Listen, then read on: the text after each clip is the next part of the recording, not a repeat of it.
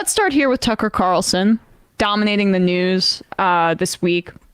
He posted this cryptic social media message, speaking sort of in the cadence of his kind of Fox show, but being very vague, probably because Fox is publicly essentially saying we've got a lot of dirt on you and we might release it. Yeah. So he can't go too hard, but he does want to signal to the 4chan, 8chan conspiracy Alex Jones audience, of which he was the pipeline for Fox too. He connected those two things. That was the role that he served. That's what his legacy, in my opinion, is laundering white supremacist, like online edgelord commentary to the traditional Fox News audience and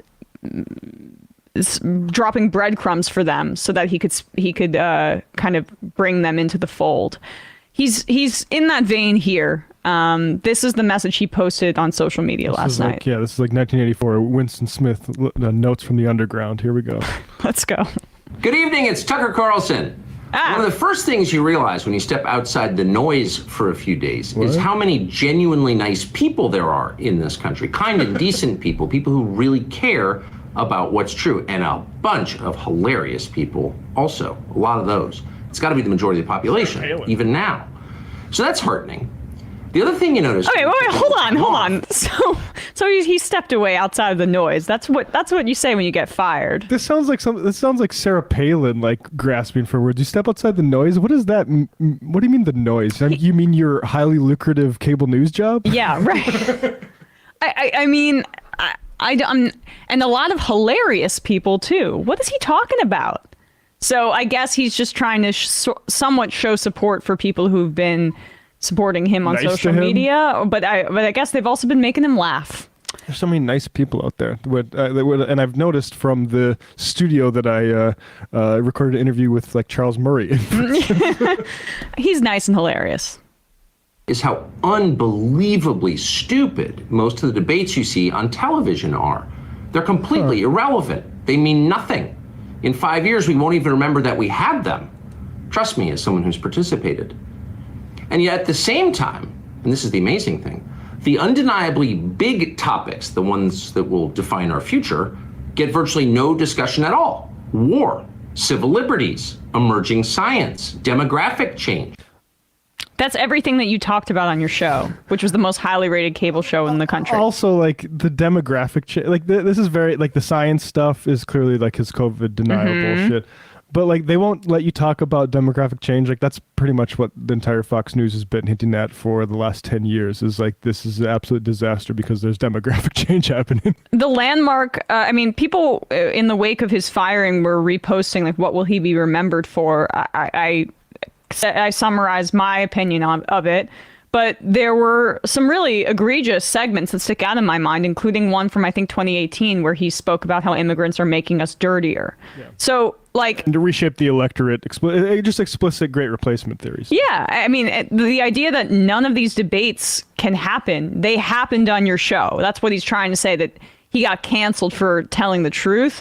But he can't go too far because apparently, again, these texts that were redacted in the Dominion lawsuit, the ones we didn't see, the ones that weren't just purely about how Trump is a demonic force and he hates him behind the scenes and doesn't believe the election lies, but says so publicly because he's trying to serve his audience and get the stock price up.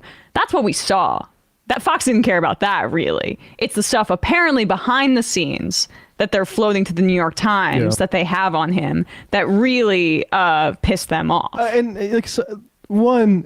I subscribed to Fox Nation for a little bit to watch the Tucker Carlson originals where he was unleashed and able to talk about the real things. And what he talked about was like tanning your nuts and how JFK wanted to make fat kids do gym class and the woke people got in his way. And also I'm glad that Tucker's had this revelation that everybody like seems to want to give him credit for, that cable news is bullshit. But and speaking of debates we don't remember we had 5 years later, I'm old enough to remember Jon Stewart telling this exactly to Tucker Carlson's face like 15 years ago. Like, your entire thing is bullshit. What are you doing? And Tucker just continued to do it for another 15 years, making $20 million a year. That honestly, in terms of debates involving Tucker Carlson that I remember, the one that comes to mind, first one that comes to mind, since he didn't have a lot of debate on his program, really. He just had sycophants come on.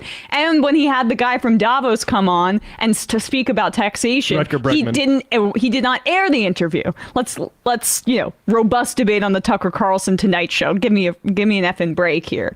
But that's what sticks out to me when he was called out as a hack to his face by Jon Stewart. So that's the debate that I'll remember. Corporate power, natural resources. When was the last time you heard a legitimate debate about any of those issues? It's been a long time. Not on your show.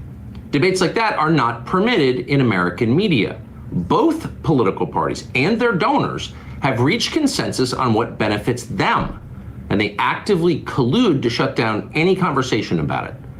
Suddenly, the United States looks very much like a one-party state. That's a depressing realization, but it's not permanent. Our current orthodoxies won't last. Just to state like my interpretation, like everyone talks about this one party state, like, oh, we only have the one party is, capitalists. And to the extent that there are problems with the Democrats, it's mainly that the same ones that Republicans have, which is that on top of the racism on the Republican side, is that, capitalists run the parties. That's the one party. Right, but the libertarians have no problem with that. That's what's so funny about like they want to say the Jews, like but people they like what is this real critique here? Like this like Glenn Greenwald and everybody to like in that sort of mold saying like, oh, Tucker Carlson willing to stand up to the liberal pieties. It's like I have problems with liberals, particularly like apology for like sort of I think capitalist authoritarianism basically. The problem with liberals to me is not the pieties. I think the pieties don't rank as far as they go, and that's a very, very big tell. It's a little bit more of this. They're brain dead. Nobody actually believes them. Hardly anyone's life is improved by them. This moment is too inherently ridiculous to continue, and so it won't. That's why I got fired. The people in charge know this. That's why they're hysterical and aggressive. They're afraid. They've given up persuasion. They're resorting to force. But it won't work. When honest people say what's true, calmly and without embarrassment, they become powerful. At the same time, the liars who've been trying to silence them shrink, and they become weaker. That's the iron law of the universe. True things prevail. Where can you still find Americans saying true things? There aren't many places left, but there are some, and that's enough. As long as you can hear the words, there is hope. See you soon. I mean, what a scaredy cat. I'm motivated. Name names, buddy. The iron law of the universe. God, that's like fundamentalist speak. Yeah, I mean there's like no content there, and it's funny to watch him try to like sort of QAnon light it, like I'm fighting for truth thing, but also be afraid to say anything that Fox News is going to legally retaliate for. Yeah, he and Don Lemon actually have retained a lawyer, same lawyer, same firm, who's going to try to get him some sort of settlement. I would guess that he'll get a little bit of a payout, but it's not going to be too much. It's the world keeps on spinning without Tucker Carlson. Like when Bill O'Reilly was gone, that was, wow. Ding dong, the witch is dead. We got him. And then Tucker Carlson replaces him doing the same shtick. These behemoth media legacy organizations, I feel like we've been saying for years and years and years how they're dying and their audience is aging out, but they're just so big, just in scale, that the machine's going to keep going, and there will be a new Tucker Carlson. He is not the force that he tried to portray himself as. He was a part of a forceful propaganda machine. Yeah, he was riding a wave, and I am maybe a little bit. I downplay a little bit too much the overall impact of Tucker, but I do think it's notable that like, what do you say he accomplished besides the ratings and the monologue stuff, which is just like, of course, like what you'd expect from Fox News. Like he did the Jeremiah Wright video. Like this is he just abandoned breaking news. Right, exactly. But it's like even his. Compared to like Limbaugh or something like that, like I think Tucker, even Glenn Beck, I think O'Reilly and Glenn Beck have, I think Tucker had this moment where everyone was watching cable because Trump was going to be booted out of office. Like, Yeah. well done on capturing that. Guess what? Our ratings were very good too at that time. Yeah. And so like I just think like I think it's good for people who know folks who were watching Tucker on a nightly basis, but this energy just kind of gets diffused more. And then you see different people bubble up. Like you'll see Jesse Waters or someone like that fill in this vacuum. There's an endless number of shameless people who are going to be willing to take this kind of slot. I would say that his major accomplishments, yes, laundering 4chan, 8chan talk, white supremacist talk onto television, mainstreaming things like Great Replacement Theory, and also what he was really trying to do towards the end was Viktor Orban, the Republican Party in the United States.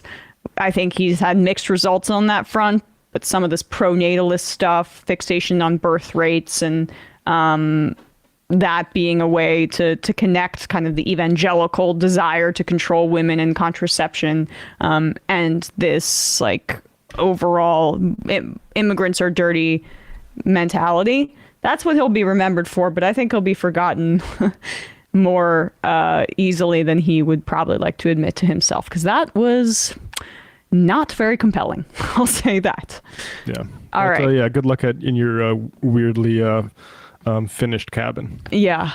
I guess that is his home studio there. Very manly.